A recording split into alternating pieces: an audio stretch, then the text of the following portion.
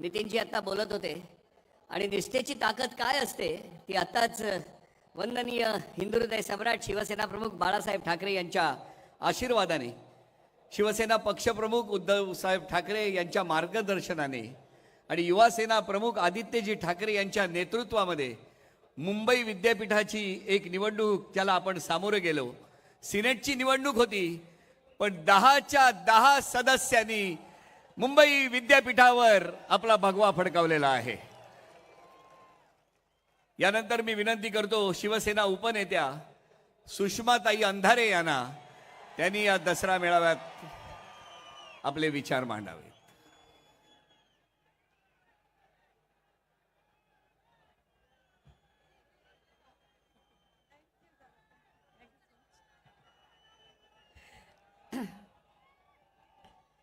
सन्माननीय विचारमंचाच्या समोरील आपण सर्व सन्माननीय,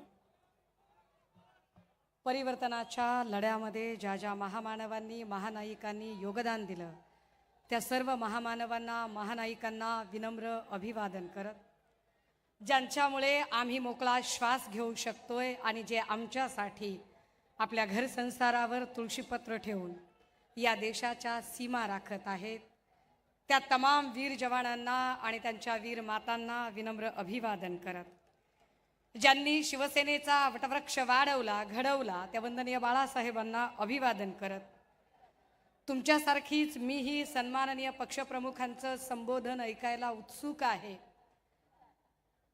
मंचावर उपस्थित शिवसेनेचं चिलखत असा आम्ही ज्यांचा उल्लेख करतो ते सन्माननीय नेते संजय राऊत साहेब, नेते सुभाषजी देसाई, नेते अनिल भाऊ देसाई, नेते अरविंद भाई सावंत, विनायक भाई राऊत, शिवसेनेची खऱ्या अर्थाने बुलंद तोफ म्हणून आम्ही उल्लेख करू असे आमचे भास्कर दादा जाधव, ज्यांचं म्हणणं आपण ऐकलं ते ताकदीचे वक्ते नितीन बानगुडे पाटील, मंचावर उपस्थित आमच्या किशोरीताई पेडणेकर, वरुण भैया, खूप नामोल्लेख माझ्याकडनं कदाचित राहू शकतात, सगळे मान्यवर नेते उपस्थित आहेत.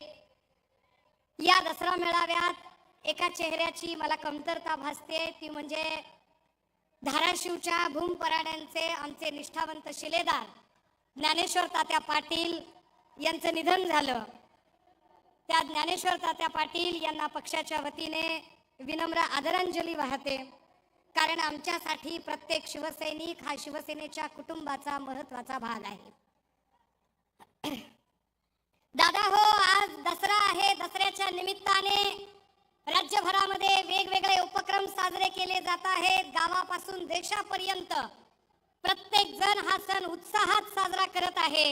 गावगाड्यातला प्रत्येक माणूस, इथला मराठा, साळी, माळी, कोळी, तेली, तांबोळी, आतार, बागवान, सुतार, लोहार, कुंभार, रामोशी, बेरड, बेस्तर, बेलदार, घिसाडी, कैकाडी, पारधी, कंजारभाट, सिक्कलगार, आराधी, भराडी, गोंधळी, सगळ्या जातीची माणसं हा दसरा मेळावा अत्यंत आनंदाने साजरा करत आहेत आणि या निमित्ताने राज्यभरात वेगवेगळे मेळावे होत आहेत.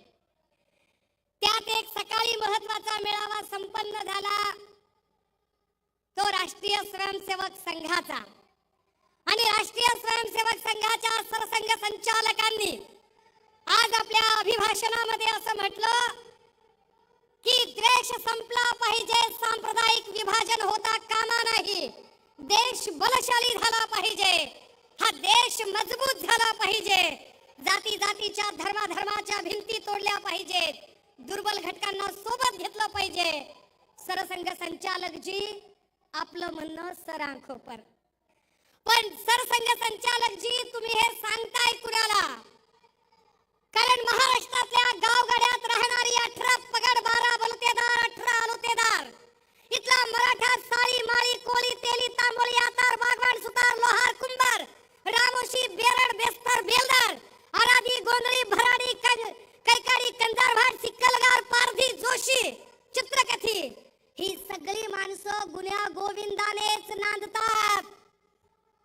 पण सरसंघ संचालक महोदय, जर खरंच द्वेषबुद्धी संपवायचा सल्ला द्यायचा असेल तर आमची आपल्याला दोन्ही हात तिसरं मस्तक जोडून नम्रतेची विनंती असेल, हा सल्ला सगळ्यात आधी राज्याचे उपमुख्यमंत्री देवेंद्र फडणवीसांना आपण द्यावा,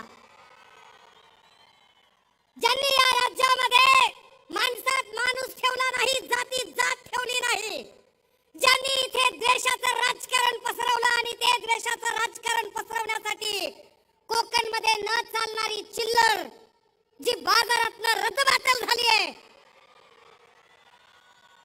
असे चाराने बाराने तुम्ही इथं बाजारात आणताय आणि तुमची न खपलेली चाराण्या बाराण्याची चिल्लर इथे लोकांमध्ये जर जाती द्वेष पसरवत असेल तर सरसंघ संचालक साहेब जरा देवेंद्रजींचे कान उपटा आणि सांगा त्यांना की आम्हाला हा महाराष्ट्र शांत हवा आहे, इथे सांप्रदायिक विभाजन कृपया करू नका. पण हे सांप्रदायिक विभाजन का केलं जाते?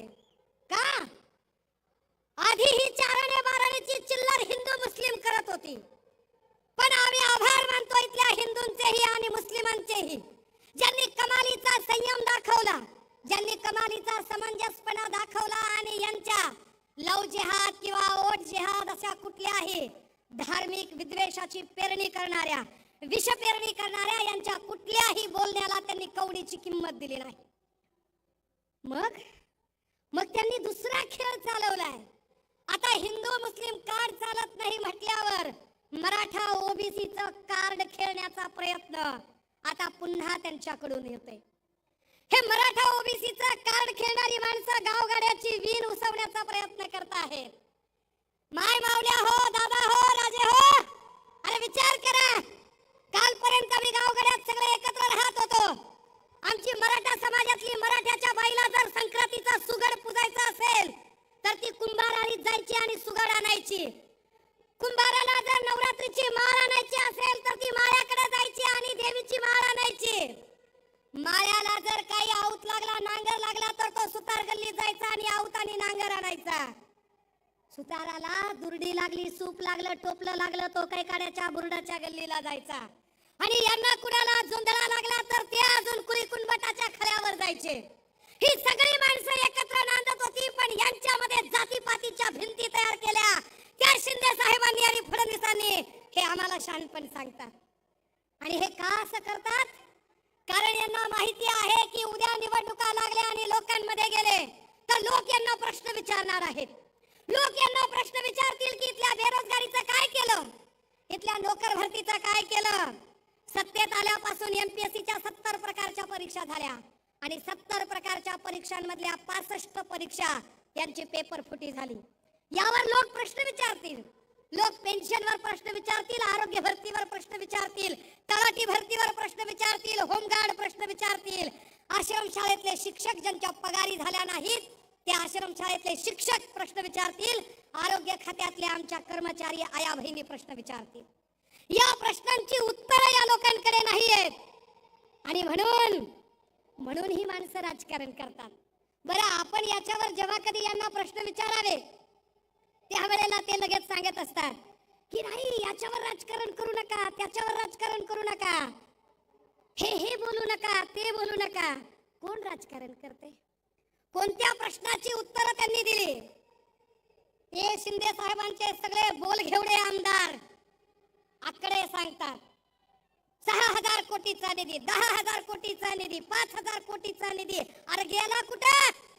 गावात रस्ते नाही, नीट लाईट नाही, गटर नाही, मीटर नाही, गेले कुठे हजारो कोटी रुपये तुमचे? किती थापा हाणाल आणि किती लोकांना भुलवाल, पण यावर ते चकार शब्दाने बोलत नाहीत. या प्रश्नांची उत्तरं ते देत नाहीत. शेतीमालाला भाव का नाही, सोयाबीन कापसाचं काय झालं, यावर ते काहीच बोलायला तयार होत नाहीत. यावर बोलायचं सोडून ते जातीपातीचे भांडणं लावायचा प्रयत्न करतात. आर्थिक प्रश्नावर तर ते बोलतच नाही. दादा हो, 1962 पासून ते 2014 पर्यंत, 1962 ते 2000 या राज्यावरचं कर्ज होतं 2,37,000 कोटी आणि गेल्या 10 वर्षात कर्ज झालं 9,54,911 कोटी. 10 वर्षात तिपटीने कर्ज वाढलं. ही वित्तीय तूट इतकी मोठी आहे की कदाचित पुढची 10 वर्ष ती तूट भरून निघणार नाही. तरीही घोषणांची आणि आश्वासनांची खैरातच खैरात चालू आहे. काल परवा जाहिरातीचेच पैसे देत नाहीत म्हणून जाहिरातदार आणि कंत्राटदार बोलत होते, त्यावरही ते बोलायला तयार होत नाहीत. बरं आपण काही बोलावं तर ते म्हणतात राजकारण करताय तुम्ही. कुणी राजकारण केलं? शिंदे साहेब, राजकारण कुणी केलं ते जरा नीट समजून घ्या. जिवंत माणसांचं सोडा, तुम्ही तर महापुरुषांचं सुद्धा राजकारण केलं. शिंदे साहेब, तुम्हाला एकही आंदोलन हाताळता आलं नाही. आम्हाला आनंद आहे की सन्मान्य पक्षप्रमुख जेव्हा जितका काळ या राज्याचे मुख्यमंत्री म्हणून होते तेवढा काळ या राज्यात एकही सांप्रदायिक आणि धार्मिक दंगल झाली नाही. पण शिंदे साहेब, तुम्ही ठरवून धार्मिक दंगली घडवून आणल्या. धार्मिक दंगली घडवण्यासाठी कारणीभूत असणाऱ्या शांतिगिरी सारख्या महाराजाच्या पाठीशी उभं राहण्याची भूमिका तुम्ही घेतली. तुम्ही खऱ्या अर्थानं महाराष्ट्र नासवण्याचं काम केलं. तुम्ही शहाणपण सांगायचं आम्हाला आणि ते सांगतात महापुरुषांचं राजकारण. शिंदे साहेब आठवा, तेव्हा तुम्ही इकडेच होतात, नंतर गद्दारी करून गेलात. तुम्ही काय केलं? 10 वर्षापूर्वी 2014 ला नरेंद्र मोदी यांनी इंदू मिलची कुदळ मारली होती. गेल्या 10 वर्षात डॉक्टर बाबासाहेब आंबेडकरांच्या स्मारकासाठी त्या इंदू मिलची एक साधी वीट रचली नाही. याच्या उलट दीक्षाभूमीचं खोदकाम तुम्ही केलं. तुमची अघोरी भूक काही संपत नाही. तुम्ही किती राजकारण करावं? इकडे तुम्ही इंदू मिलचं स्मारक उभं केलं नाही, तिकडे अरबी समुद्रामध्ये छत्रपती शिवरायांचं स्मारक उभं करणार होतात. ते छत्रपती शिवरायांचं स्मारकही तुमच्याच्याने उभं करणं झालं नाही. हे तर नाहीच नाही, पण याच्याही पेक्षा आश्चर्य की छत्रपती शिवरायांचा पुतळा पडतो. शिंदे साहेब, छत्रपती शिवरायांच्या पायाशी जाऊन तुम्ही शपथ घेतली. किती खोटारडं वागाल. महाराजांची शपथही तुम्ही पाळली नाही. आणि तुम्ही वरून ते सांगतात की पुतळा कशाने पडला, तर म्हणाले ताशी 45 किलोमीटरचा वारा होता. ताशी 45 किलोमीटरचा जर वारा असेल तर कोकणामध्ये अनेक नारळाची झाडं आहेत, ती झाडं का पडली नाही? त्या झाडांवरचं साधं नारळ सुद्धा पडलं नाही. आणि तरीही हे आम्हाला सांगतात की ताशी 45 किलोमीटर, आणि त्या आपटेला तुम्ही सहज सोडून देता. तुम्हाला महापुरुषांची अस्मिता काहीच वाटत नाही. पण या वेळेला दादा हो, हे समजून घ्या, लोकसभेच्या इलेक्शनला प्रभू श्रीरामाने यांना चितपट केलं आणि विधानसभेच्या इलेक्शनला छत्रपती शिवरायांचे मरहट्टाच्या पठारावरचे मावळे यांना धूळ चाखल्याशिवाय राहणार नाही. ही माणसं एकही प्रश्न, मग आम्हाला ते सांगायला लागले. एक नवा शब्द काढला, गोंडस गुटगुटीत शब्द काढला आणि म्हणाले fake narrative, fake narrative, fake narrative. कसलं फेक नरेटिव्ह? कुणाचं फेक नरेटिव्ह? फडणवीस साहेब, जरा आपल्या अंतकरणावर हात ठेवा आणि स्वतःला प्रश्न विचारा की फेक नरेटिव्हचं महानिर्मिती केंद्र तुम्ही स्वतः आहात. फडणवीस असं म्हणतात की दर 10 वर्षांनी आरक्षणाची मर्यादा वाढवण्यासाठी जो सगळ्यात मोठा प्रयत्न केला गेला तो प्रयत्न मोदी आणि वाजपेयीजींनी केला. फडणवीस साहेब, 50 ला या देशामध्ये घटना अंमलात आली तेव्हा आरक्षण सुरू झालं. 60 ला त्याचा कार्यकाळ संपत होता, तोही फक्त राजकीय आरक्षणाचा. सामाजिक आणि शैक्षणिक आरक्षण तर कायमस्वरूपी आहे. पण राजकीय आरक्षण जर 60 ला वाढवायचं असेल तर 60 ला भारतीय जनता पार्टी बाळोत्यात सुद्धा नव्हती. ती साधी बाळोत्यात नव्हती, तिचा जन्म तरी झाला होता का ते जरा समजून घ्या. 60 ला जो कालमर्यादा वाढवली ती काँग्रेसने वाढवली. 10 वर्षांनी पुन्हा 70 ला आरक्षण वाढवलं. भाजपने नाही, ते पुन्हा काँग्रेसने वाढवलं. फडणवीस साहेब, या देशात संविधानाला धोका आहे आणि तो अजूनही संपला नाही. आणि त्याचं जिवंत उदाहरण तुम्हीच आम्हाला घालून दिलं. भारतीय राज्यघटनेने सांगितलं आहे की लेजिस्लेचर आणि ज्युडिशरी 2 वेगळ्या गोष्टी आहेत. न्यायपालिका आणि कायदे मंडळ वेगवेगळे असले पाहिजेत आणि न्यायपालिकेने स्वतःची स्वायत्तता अबाधित ठेवली पाहिजे. यासाठी न्यायाधीश पदावरच्या व्यक्तीने भलेही त्याचे धार्मिक कल काही असतील, पण स्वतःचे धार्मिक कल सार्वत्रिकरित्या त्यांनी प्रदर्शित करू नये. असं असताना सुद्धा जर या देशाच्या सर्वोच्च न्यायालयाचे सरन्यायाधीश आरतीसाठी जात असतील तर याचा अर्थ काय काढायचा बरं? आणि यावर शिंदे साहेब आपल्याकडून मी अपेक्षाच करू नये, कारण टेलिप्रॉम्प्टरवर आपण कॉपी वाचणार किती, भाषण करणार किती. आपल्याला वाचून वाचून भाषण करून आपल्याला त्याच्यातल्या कॉन्सेप्टही कळणार नाहीत. पण हे आपल्याला कधी लक्षात यावं की या देशाचा काय पद्धतीने या राज्याचा खेळखंडोबा शिंदे, फडणवीस, पवार या सगळ्या लोकांनी केला. वर हे सगळं झाकण्यासाठी इथल्या न्याय व्यवस्थेला काय पद्धतीने यांनी सगळीकडून वेठीस धरल्याचा प्रकार केला. आणि हे सगळं झाकताना आश्वासनांची आणि घोषणांची खैरात सुरू केली. आता एक नवी खैरात सुरू झाली. ते म्हणाले की विरोधकांना खुपतंय लाडकी बहीण. काय खुपायचं कारण आहे? लाडक्या बहिणींनी 1500 रुपये कचकावून घेतले पाहिजेत, रटावून प्रत्येकीनं पैसे घेतले पाहिजेत. कारण लक्षात असावं राजे हो, जे आम्हाला महिना 1500 रुपये मिळायला लागले ते काही देवेंद्र फडणवीस साहेबांनी नागपूरचा बंगला विकून आम्हाला दिलेले नाही,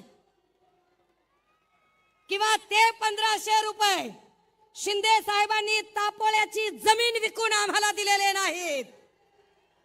दोघांनीही काही आपल्या खिशात हात घालून आम्हाला पैसे दिले नाही. हे पैसे आमच्या कष्टाचे पैसे आहेत.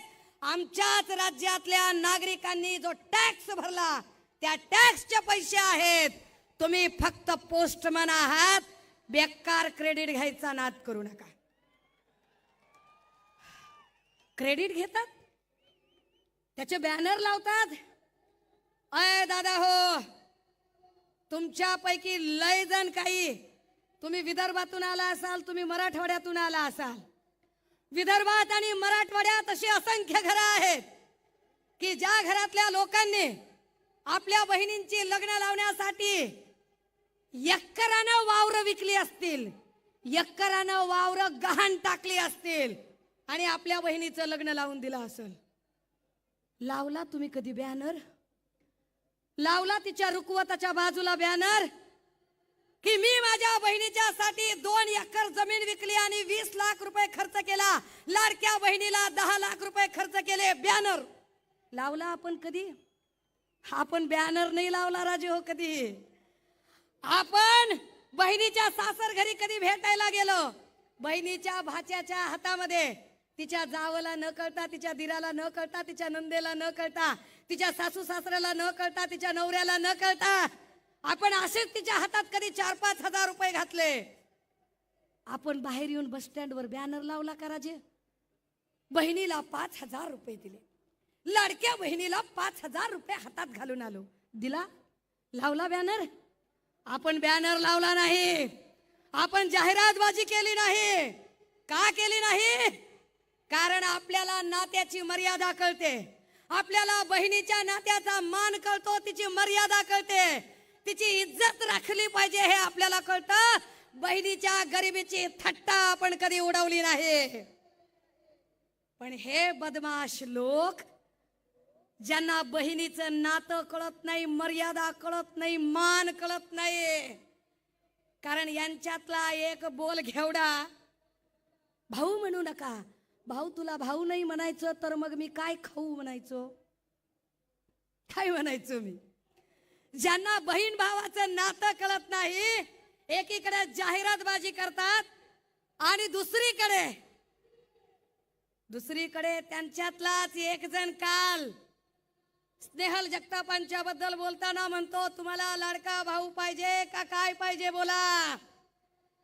एखादी बहीण ज्यावेळेला नडते ती अडत नाही, ती तुम्हाला घाबरत नाही, ती तुम्हाला भिडते, त्यावेळेला तुमच्यातला पुरुषी सरंजामी बाज उफाळून येतो आणि तुमची जात पितृसत्ताक व्यवस्था उफाळते आणि तुम्ही तिच्या बाईपणावर हल्ले करता.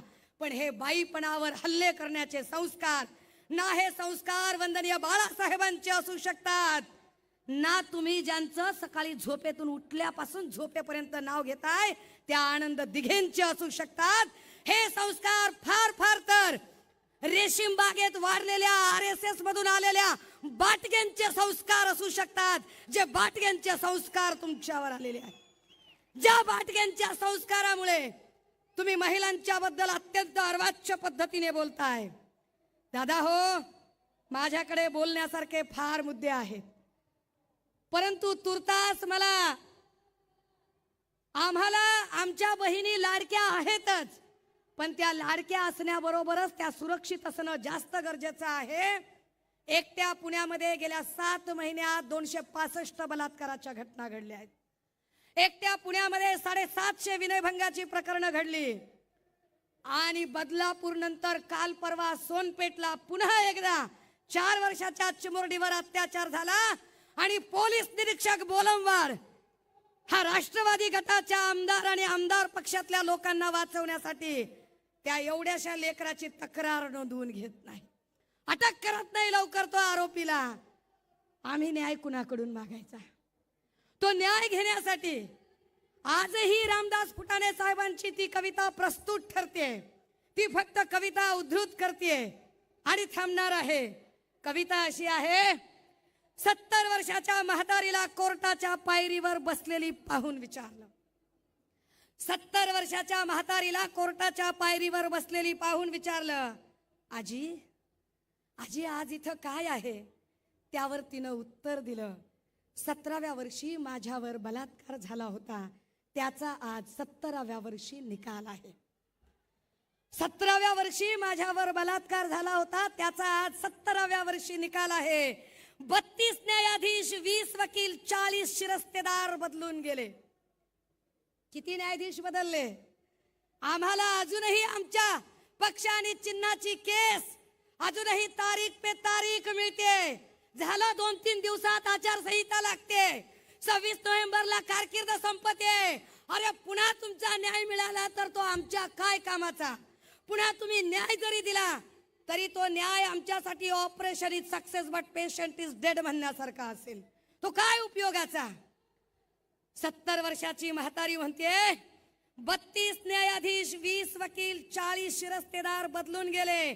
निम्मे साक्षीदार मरून तर बाकीचे केव्हाच पळून गेले. कितीतरी बलात्कारित मावल्या मरून गेल्या, मी मात्र जिवंत आहे. हाच एक सवाल आहे. आणि 17व्या वर्षी झालेल्या बलात्काराचा आज 17व्या वर्षी निकाल आहे. भगवान के घर देर है ही म्हण अजूनही बदललेली नाही. भगवान के घर देर है ही म्हण अजूनही बदललेली नाही. न्यायदेवतेच्या डोळ्यावरची पट्टी थोडी सुद्धा सरकलेली नाही. मोर्चे आंदोलन तेव्हाही झालं, नंतर कुणी फिरकलं नाही, हे की नाही? पूजा चव्हाणच्या वेळेला मोर्चे आंदोलन करणारे नंतर त्यांच्याच पंक्तीला बसले. मोर्चे आंदोलन तेव्हाही झालं, नंतर कोणी फिरकलं नाही. तरी सुद्धा वाटतं आज माझ्या जीवनाची सकाळ आहे आणि 17व्या वर्षी झालेल्या बलात्काराचा 17व्या वर्षी निकाल आहे. थरथरत्या हाताला हात देऊन म्हातारीला उभं केलं. थरथरत्या हाताला हात देऊन म्हातारीला उभं केलं. निकाल ऐकण्यासाठी 4 भिंतीच्या आत नेलं.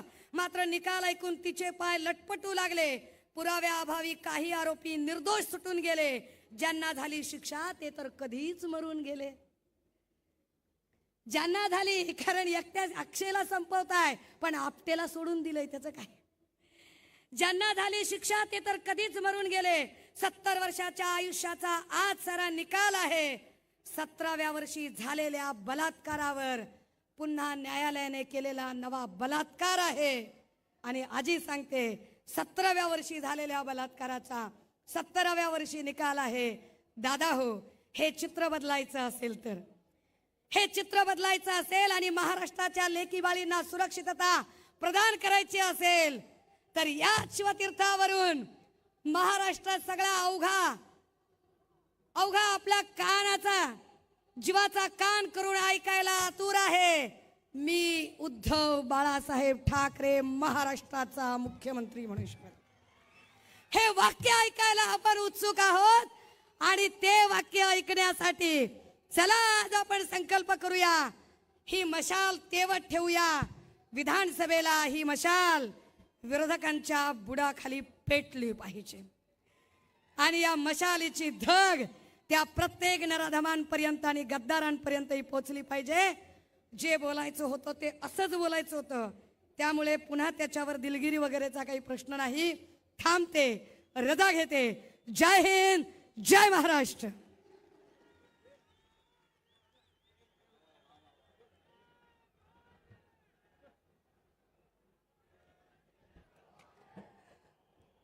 धन्यवाद सुषमाताई. आणि यानंतर मी विनंती करतो शिवसेना नेते भास्कर जाधव यांना की त्यांनी